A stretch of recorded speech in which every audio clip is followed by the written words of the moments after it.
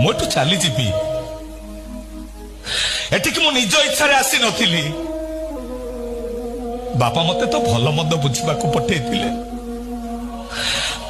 बापा को कथा मानी मु तो देखा करने को आसती हेले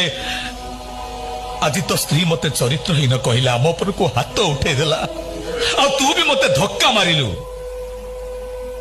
से आदु मन दुख करूनी रे सुमित कहीं ना पिला दिने तू तो एमती मते बहुत गाली देइचु बहुत मार मारिचु हेले से गाली मार थिला गोटे रबर कंढे आज आज जो कंढे तू मो पर को हाथ उठे देलु सेटा रबर कंढे नुह रे मोटू चली जीवी एटिक मु निज इच्छा आसी नथिली।